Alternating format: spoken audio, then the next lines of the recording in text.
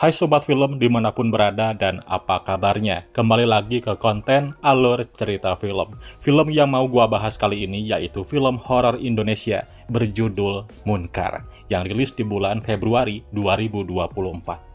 Film yang diangkat dari kisah nyata ini mengisahkan tentang legenda hantu santriwati yang memberikan teror mematikan kepada orang-orang yang pernah merundungnya sampai mengakibatkan dirinya tewas. Yang akhirnya roh santri itu kembali hadir di pondok pesantren tapi dengan niat ingin balaskan dendam kepada orang yang telah melakukan kesalahan pada dirinya. Penasaran gimana kelanjutan kisahnya? Tanpa basa-basi, kita langsung saja masuk ke pembahasannya. Dan ini dia film Munkar.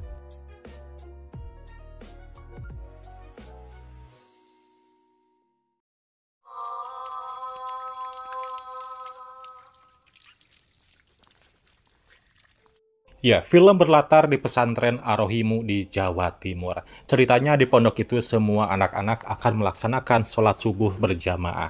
Setelah mendengarkan ceramah dari Ustadz Darus, Umi Yayu mengingatkan kepada mereka bahwa sekarang giliran kelas 2A yang akan melakukan tadarusan.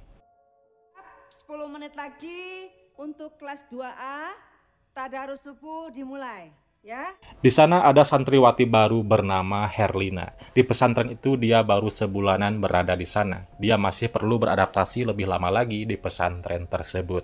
Di kehidupan sebelumnya dia adalah cewek yang manja, apapun selalu dituruti oleh kedua orang tuanya. Tapi di sini dia harus melakukan semuanya secara mandiri.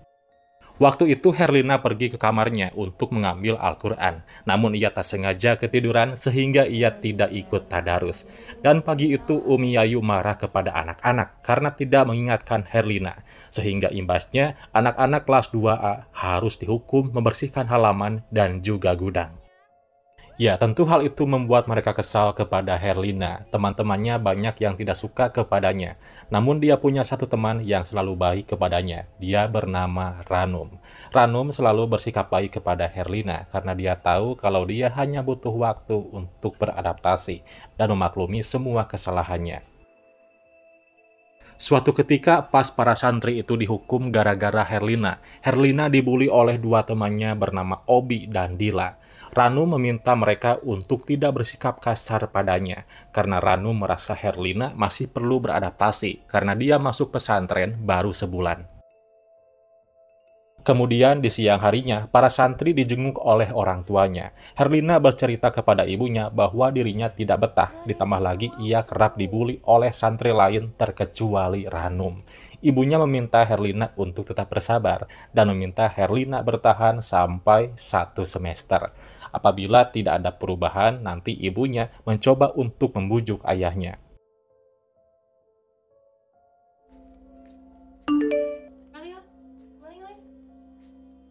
Assalamualaikum Herlina.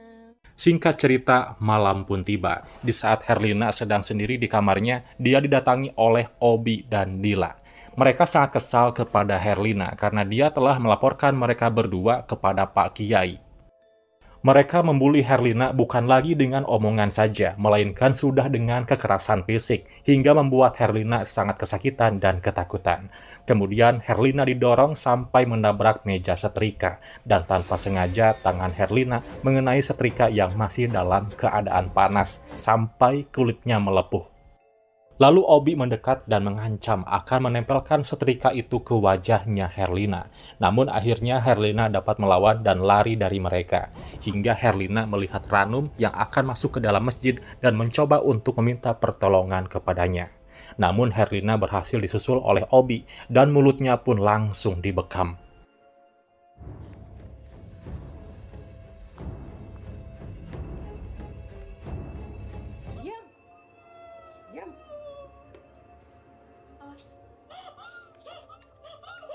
Dia pun langsung dibawa lagi ke sebuah gudang dan mereka menumpahkan air bekas pelan ke tubuhnya Herlina. Kemudian ia berhasil melawan lagi dan kabur dari sana. Herlina bingung mau pergi kemana hingga dia akhirnya berlari keluar pesantren dan nekat masuk ke dalam hutan. Pas Herlina berlari, dia malah kesandung dan terjatuh di jalanan. Dan tanpa disangka, di sana ada sebuah mobil yang sedang melintas di hadapannya. Hingga akhirnya dia pun tertabrak oleh mobil tersebut.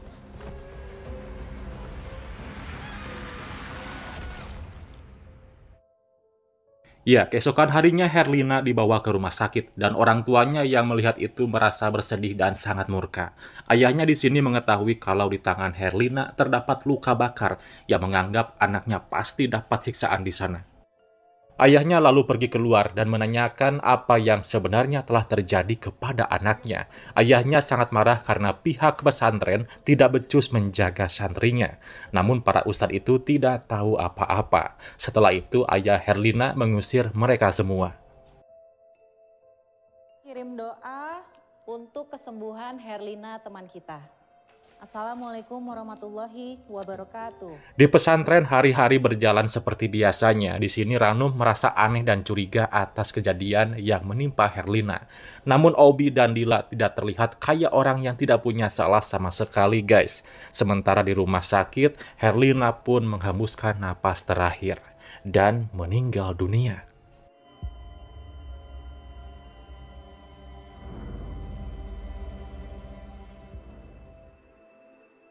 Di sana pihak pesantren tidak ada yang tahu kabar soal Herlina. Nah, singkat cerita, waktu itu para santri sedang sibuk mencuci. Tiba-tiba, Herlina muncul di hadapan Ranum. Dan karena Ranum sangat kangen kepada Herlina, Ranum pun memeluknya. Dan Herlina menatap tajam ke arah Obi dan Dila. Mereka juga sedikit aneh bagaimana bisa Herlina bisa ada di pesantren. Padahal mereka tahu sendiri, Herlina sedang koma di rumah sakit. Dan para ustadz pun mengetahui kalau Herlina sudah balik lagi ke pesantren itu. Dan para ustadz menganggap Herlina dapat perlakuan buruk di pesantren ini. Namun Umi Yayu tidak merasa hal itu bisa terjadi. Karena selama ini keadaan di pesantren baik-baik saja. Umi tidak mau mencurigai murid-muridnya. Dan dia menganggap kalau yang terjadi kepada Herlina itu murni kecelakaan. Dan Umi menganggap kalau Herlina hanya mencoba untuk kabur dari pondok pesantren. Dan balasan dari suatu kejahatan adalah kejahatan yang serupa. Ya, di malam harinya mereka pun mengaji. Ustadz Gani menyampaikan ceramah kepada anak-anak bahwa siapa yang membuat keburukan, maka balasannya adalah keburukan yang sama. Lalu datang Umi ke pengajian itu dan Herlina di sana menatap Umi dengan tatapan yang sangat tajam.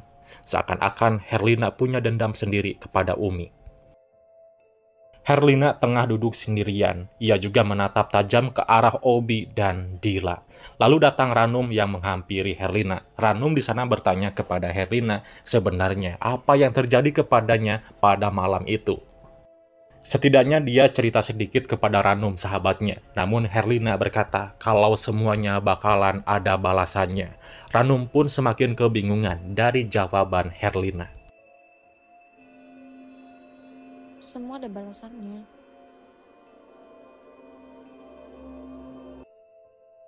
Nah, tengah malamnya pas Obi sedang sendirian bagian jaga, tiba-tiba dia melihat Siti yang sedang berdiri sendirian. Saat dihampiri, tiba-tiba Assalamualaikum, Obi. sontak, Obi ketakutan melihat Siti yang kerasukan setan. Kemudian ia lari menggedor-gedor pintu kamar para ustadz. Dan tiba-tiba Siti sudah berada di belakangnya dan langsung mencekiknya. Ustadz Gani pun akhirnya keluar dan langsung membantu Obi. Ustadz langsung membacakan ayat suci Al-Quran untuk mengusir setan itu. Namun aneh, bukannya iblis itu pergi, namun si iblis malah mengikuti bacaan Ustadz Gani. Kemudian Ustadz Gani meminta Umi Indri mengambilkan air. Ustadz Gani pun kembali membacakan ayat suci dan akhirnya si iblis itu keluar dan Siti berhasil tersadar.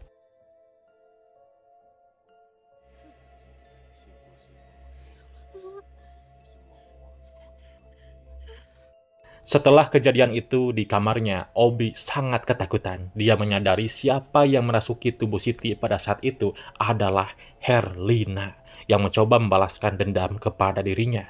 Nah, besoknya Obi dijenguk oleh Ranum dan Siti. Namun Obi terlihat sangat ketakutan pas melihat Siti. Dia seakan-akan melihat wajah Herlina. Usir Ranum, itu bukan Siti, usir. Siti loh, Bi. Lalu Umi Indri datang ke sana dan mencoba untuk menenangkan Obi. Obi masih trauma atas kejadian yang menimpa semalam, dan Umi yang melihat keadaan Obi seperti itu langsung mengajak Obi untuk sholat. Ya, singkat cerita, saat Ranum mengaji, dia dihampiri oleh Herlina yang ingin ikut mengaji juga bersama Ranum. Ranum awalnya tidak merasakan apa-apa, namun dia merasa aneh pas dengar suara Herlina mengaji, seolah terdengar dibarengi suara iblis.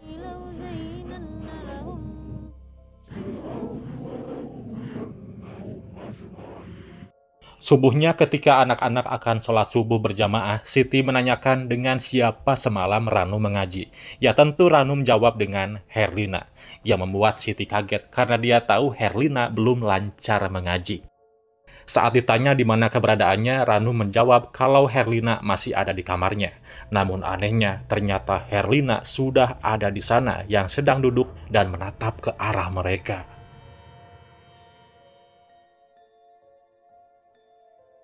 Di taman, Siti bercerita kepada Ranum, belakangan ini ada yang aneh dengan Herlina. Sekarang Herlina terlihat tidak seperti biasanya.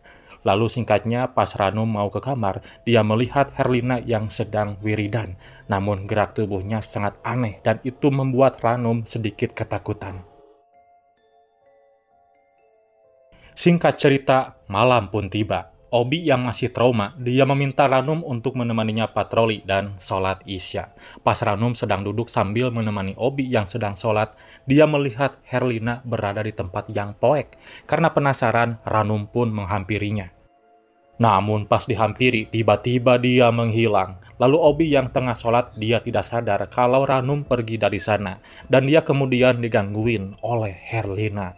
Pas Obi terbangun dari sujudnya dengan tidak sadar, ternyata Obi salah kiblat. Lalu dia memutar badannya lalu sujud lagi. Dan melakukan yang kedua kalinya. Anehnya, dia salah lagi guys. Hal itu pun ia lakukan secara berulang. Dan tiba-tiba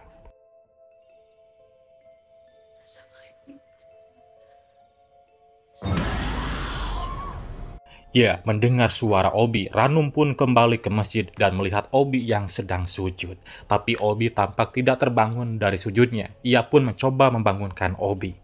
Namun ternyata Obi sudah tidak bernyawa dengan kulitnya yang pucat dan menghitam.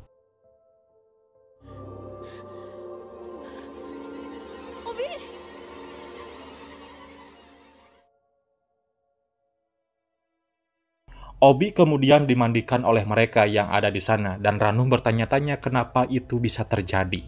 Mayat Obi pun kemudian disolati, dan Herlina juga di sana ikut menyolati mayatnya Obi, dengan senyuman yang sangat jahat. Nah, besoknya Ranum menanyakan kepada Herlina kemana dia semalam, karena Ranum sendiri melihat Herlina di lapangan, dan Herlina menjawab kalau dia sedang di kamar, dan langsung meluk Ranum, sahabatnya. Lalu datang Siti yang mengajak Ranum untuk tidur dengannya. Ya, soal kejadian ini ternyata orang tua Obi belum tahu apa yang terjadi kepada anaknya. Pak Ustadz di sana merasa ada yang janggal atas kematian Obi. Namun Umi kembali menekankan kalau dia tidak percaya dengan hal yang begituan. Di kamar, Dila marah kepada Ranum karena Ranum pada malam itu meninggalkan Obi sendirian, hingga akhirnya Obi harus mengalami itu semua.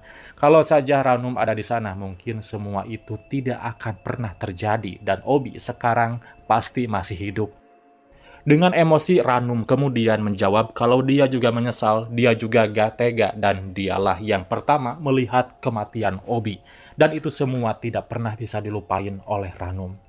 Nah, setelah kejadian itu, Ranum berencana untuk tidur di sana dengan Siti dan Dila.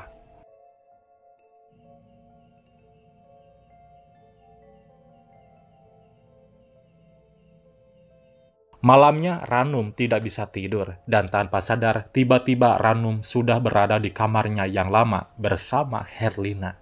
Siti pun kaget menyadari kalau Ranum tidak ada di kamar itu, dan dia langsung membangunkan Dila untuk mencarinya.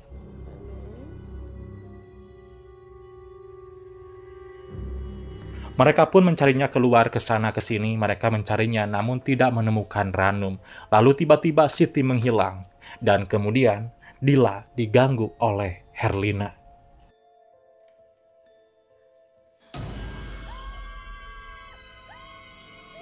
Rupanya Ranum sudah ada di hadapannya. Dila pun mengabari kalau Siti menghilang entah kemana. Ranum kemudian menyuruh Dila untuk meminta pertolongan para ustadz. Sementara itu Ranum yang akan mencari Siti.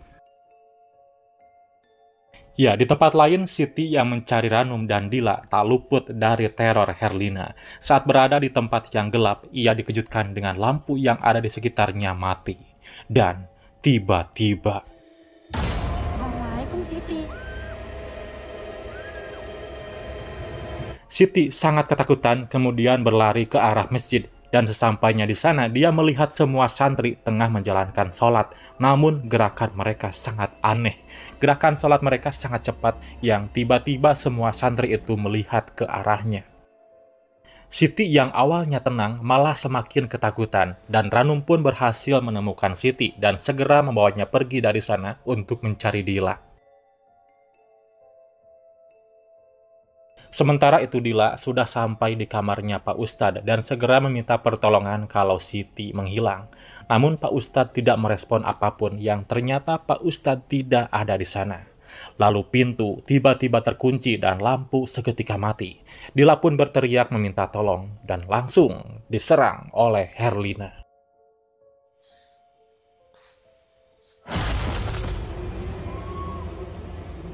Umi lalu terbangun karena mendengar suara teriakan Dila. Ranum dan Siti juga sudah tiba di tempat Dila, namun Dila sudah tidak ada di sana.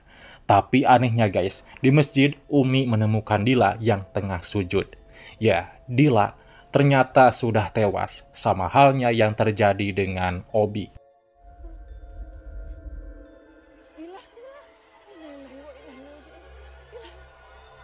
Siti dan Ranum juga akhirnya tiba di sana dan melihat Dila yang mati mengenaskan. Mereka tak menyangka itu terjadi yang kedua kalinya.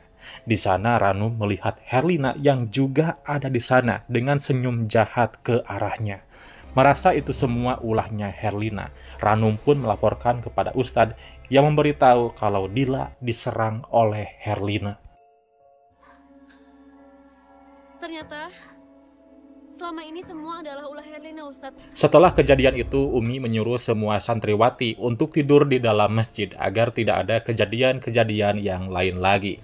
Lalu Siti meminta Ranum untuk menemaninya ke toilet dan Ranum pun mau mengantarnya. Ranum yang tengah nunggu, dia melihat Siti yang tiba-tiba keluar dan Ranum pun segera menghampirinya. Namun ternyata itu adalah Herlina. Mereka berdua pun lari ketakutan, namun saat di tengah jalan, kaki Siti ditarik oleh Herlina yang akan menyeretnya. Assalamualaikum, Ranum. Tak lama bantuan dari Ustadz pun datang. Ustadz lalu membacakan ayat suci untuk mengusir iblis tersebut. Namun iblis itu tidak merasa kesakitan. Dia malah tersenyum dan ikut membaca ayat tersebut. Tak selang lama orang tua Herlina pun tiba. Kita pun diperlihatkan kilas balik yang terkuak fakta. Ternyata yang menabrak Herlina itu adalah ibunya sendiri yang tidak sengaja. Namun ibunya kira dia hanya menabrak tumpukan kayu dan Herlina pun membunuh ibunya sendiri.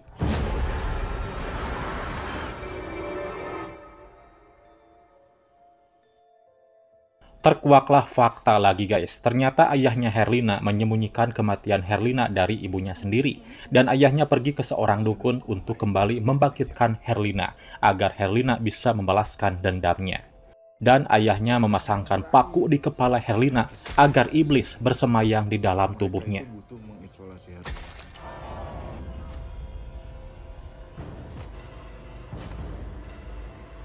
Sadar perbuatannya itu salah, ayahnya pun mencabut paku itu dari kepala Herlina. Dengan bantuan dari Kiai, akhirnya si iblis itu keluar dari jasad Herlina.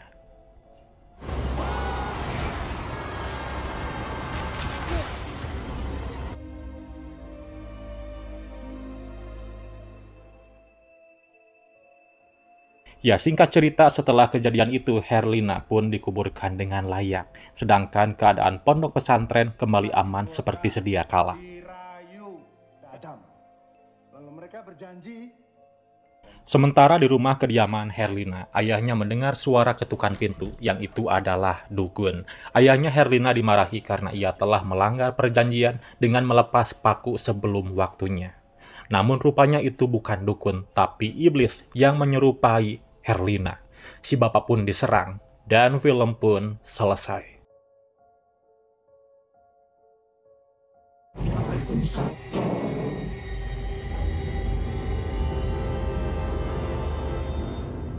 Jadi segitulah kisahnya. Ada pesan yang bisa kita ambil dari film ini, bahwa kita tidak boleh memperlakukan buruk atau bully kepada sesama teman di sekolah ataupun di tempat lainnya.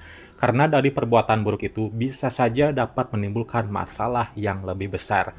Kita sebaiknya memperlakukan semua orang itu dengan kebaikan dan hormat. Itulah cerita film Munkar. Terima kasih sudah menonton dan nantikan cerita film berikutnya. Bye-bye.